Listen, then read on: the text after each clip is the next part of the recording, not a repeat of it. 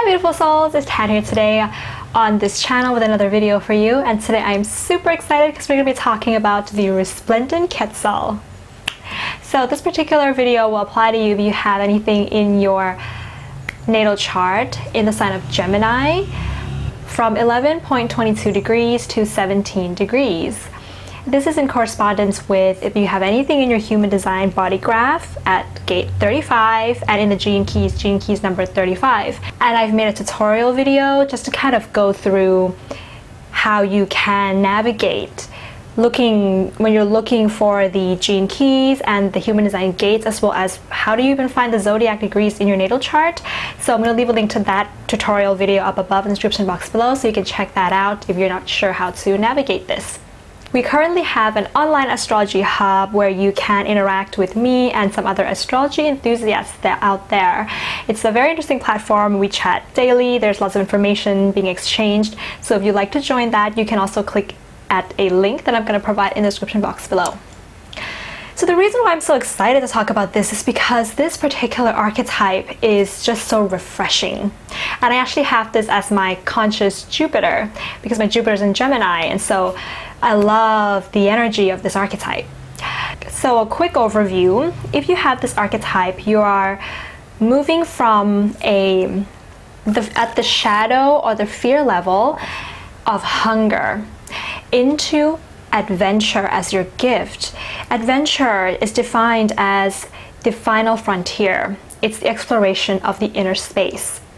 At the highest destiny, this is called boundlessness, the back door into bliss. With regards to the dream arc bird vision key, this archetype is the resplendent Quetzal. At the fear level, it's the grasshopper. At the life key, it's the yak. In the 64 I-Ching hexagrams, this archetype is called progress. It is fire over earth, reaching beyond while rooting beneath. In the 64 genetic codons, this archetype is the amino acid Tryptophan. It actually is the amino acid that creates serotonin and restores nitrogen balance. It is part of the ring of miracles. And by the way, you know, in the genetic codons, there are various different rings associated with it. There are different amino acids that form particular rings.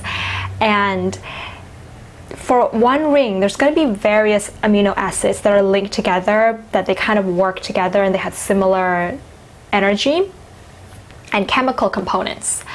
But this particular ring of miracles has only one amino acid, and that is this particular amino acid of gene key 35, because it's about miracles.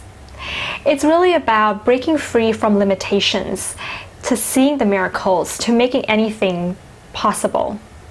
The programming partner of this gate is gate 5, gene key number 5, in accordance with the zodiac sign of Sagittarius from 11.22 to 17 degrees of Sagittarius. And your programming partner is about a complementary opposite to you. It's the opposite point in the zodiac wheel. It offers a balance to this energy, and you can work together with that archetype. In human design, this particular gate is located in the throat. It's called it's part of the channel of experience 3536 in the stream of fulfillment. So some interesting facts about the Quetzal. The Quetzal is the national bird of Guatemala. It is actually considered to be one of the world's most beautiful birds because it's very striking in its colors and its physical features. The Quetzal is considered to be a symbol of liberty because this bird, if you try to capture it and put it into a cage, what it's going to do is it would rather kill itself than to be caged in. Or the other thing it may do is stop breeding entirely if it has been in captivity. It needs to run free, it needs to roam free. It's actually a very difficult bird to track down and to even see. So if you do come across one in the rainforest of Guatemala, it's like a miracle that you would see it. They're so cute because during the mating seasons, what they tend to do is they grow these twin feathered tails. So they basically have two twin tails. They tend to live very high in the canopies of the rainforest. It'll be hard to really find them level of the rainforest. And with regards to the history of the Quetzal, the native Indian tribes in Central America would kind of actually use the Quetzal's feathers for their headdress, especially Montezuma, who would use it as his headdress.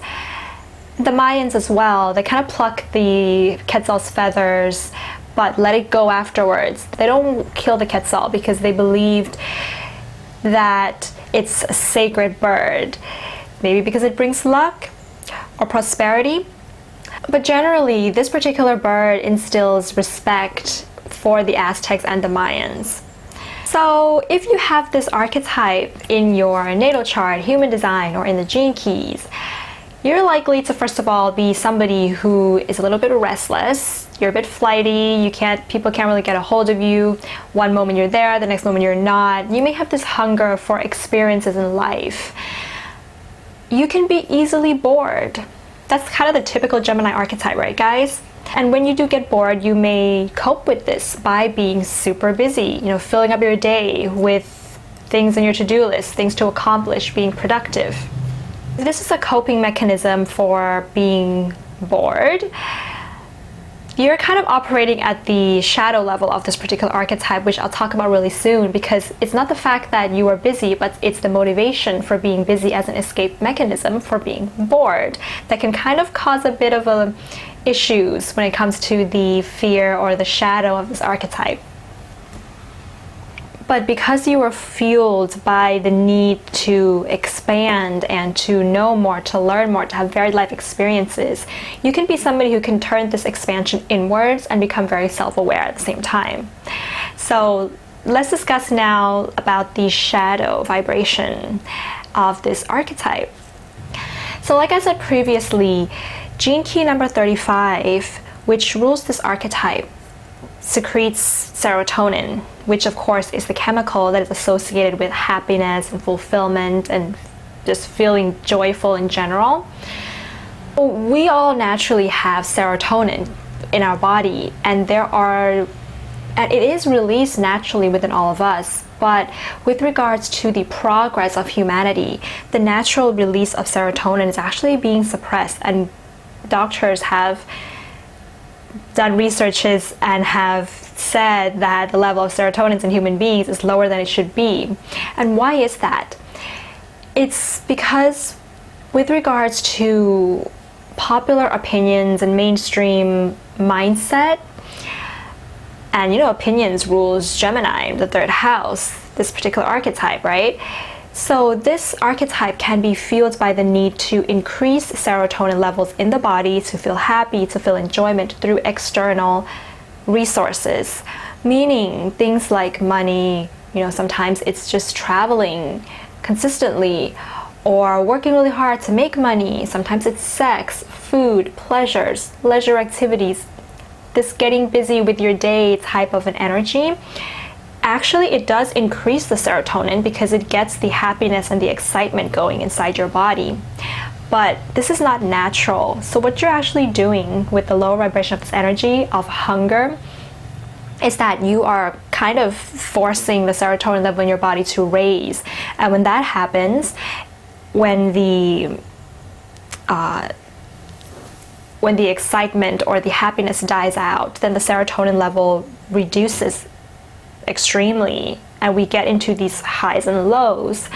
And because it's not natural, the serotonin level, the natural rhythms and cycles of your serotonin is not going to be able to increase on its own in accordance with its rhythms like it should, because it's now addicted to the external experiences that fuels its release. So this is why the hunger can lead to the addiction at the lower level vibration of this energy. If you go to a doctor and you're being diagnosed with depressive states. Now, if you really got depression, the doctor will definitely give you a pill. But if you're being diagnosed with low serotonin, the doctor's not going to tell you that you have to make more money in order to cure this particular illness. The doctor's not going to say that you're going to have to go to the nightclub and drink more and dance more with your friends, the doctor generally would tell you, 1, eat healthy foods, 2, be in the sunlight, 3, exercise, and 4, meditate. These are kind of the recommendations that is generic that the doctor generally gives if they want to encourage you to increase serotonin levels in your body.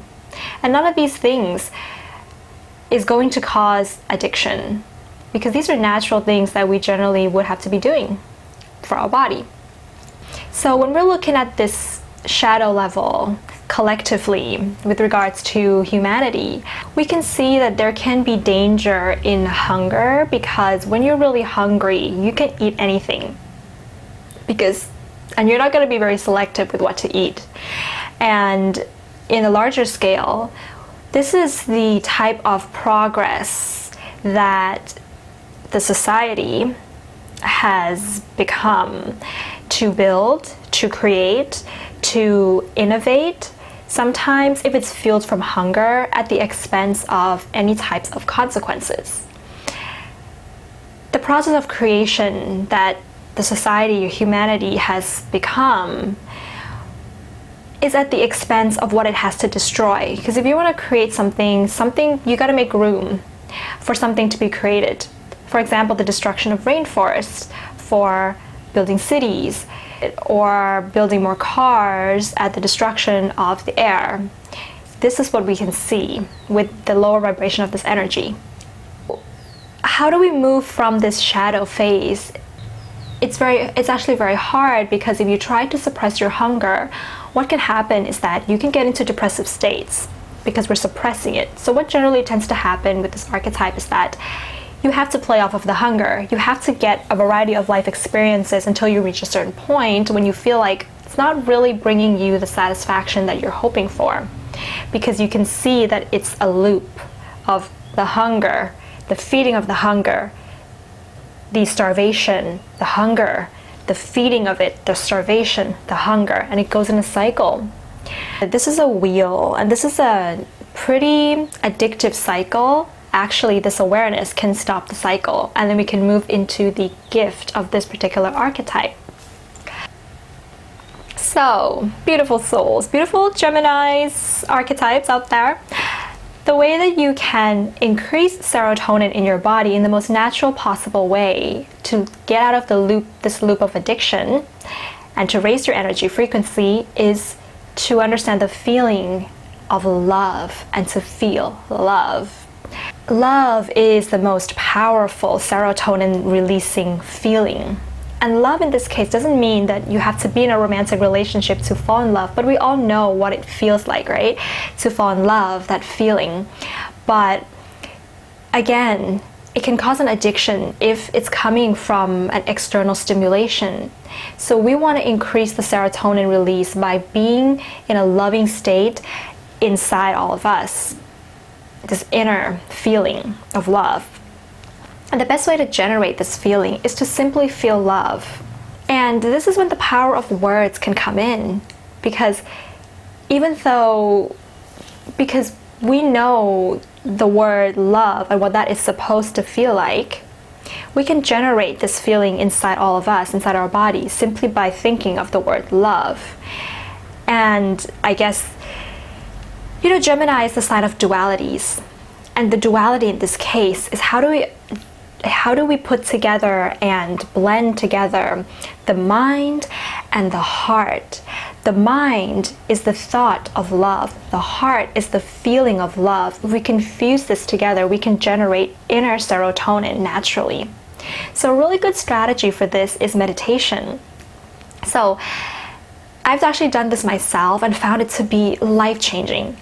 So what you can do is that you can meditate on the feeling of love. You can think, now we gotta use the mind first. Think of a situation, a person where you are able to give unconditional love to. And sometimes when I do this meditation, I tend to think of my niece because she's so adorable, and whenever I hold her in my arms, I just feel love. And when I see her face, it's just unconditional love. I don't need anything from her. I just want to give her my love. And so when I do this meditation, I tend to just think of her. But at the same time, you're using the mind, but then you have to feel in the solar plexus. This, in human design, this gate is in the throat, but there's a channel from the throat and it links to gate 36, which is in the solar plexus. So when you think of love, you feel it and you feel it. You know, for about 20 minutes a day, maybe you can do this if you have time, or even just 10 minutes a day. Generate that serotonin, that feeling of love from inside yourself. So why is this particular amino acid the only one in the Ring of Miracles? Why are there no other gates that joins in the Ring of Miracles? It's because this is the only gate in the gene keys. Sorry, this is the only gene key that can be switched on and switched off at will. The other, you know, gene keys, they kind of gets activated with respect to certain situations and circumstances and growth and experiences that you have in your life that leads to its activation. But this one, just the awareness that you can do it, that you have this, you can switch it on. And you don't even have to have this, by the way. You can just switch it on as well. So it's a matter of free will, and you're in charge of your own destiny. This amino acid is linked to a couple of other amino acids as well, and so once you switch this archetype on, you're going to be able to activate and unlock. And by switching on, I mean unlocking the deeper potentials of it. By, you know, generating that serotonin released from inside yourself, you're going to be able to unlock the other gene keys, the other gates inside of your genetic makeup as well. So the balance of chemicals in your body then begins when you can activate the other chemicals in your body by yourself, simply by playing around, adventuring into your genetic makeup. This particular archetype has the ability to speed up the evolutionary process that we're talking about when it comes to these theories of the gene keys, human design, and astrology. All you have to do is find space, just a couple of minutes every day, to feel that love inside yourself. Open your heart, connect the heart with the mind. And when you're doing this, just like the Quetzal, you're going to stand out amongst others out there, and don't fear standing out. So now let's talk about your highest destiny and what actually happens when you keep up the process of the serotonin release to a point where it's like habitual. You can manifest. You can make anything you want happen, but you have to want it. So let's talk a little bit about the law of attraction. I feel like this particular archetype is directly linked to the law of attraction. So when you are trying to manifest, and you know, the person that we are in the present day is what we can see, but we have different variations of our future selves. We've got hundreds of variations of our future selves.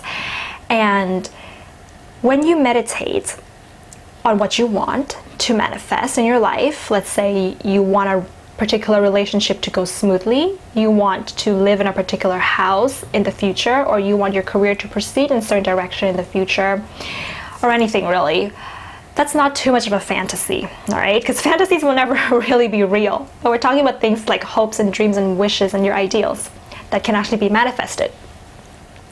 When you're doing a meditation, let's say 20 minutes every day, where you can visualize in your mind the things that you want in your future self, that you feel in your heart, you also feel good when you think about it, because the heart and the mind is aligning, and you actually meditate on that.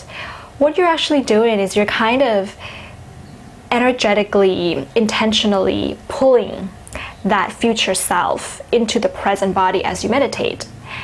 And if you keep up the meditation, you keep pulling the future self closer and closer to you. So you have to keep up this meditation for, you know, a couple of weeks at least, so that the energy is actually not stopping. It's actually you're continuously pulling it towards your present self. And because we're living in this 3D dimensional world. And of course, we're actually not living in a 3D world. We're actually living in a 5D world.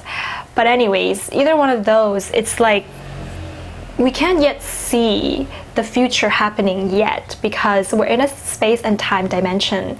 So there's space that is coming in between our manifestation, and there's time, this timeline of that we're following in this dimension.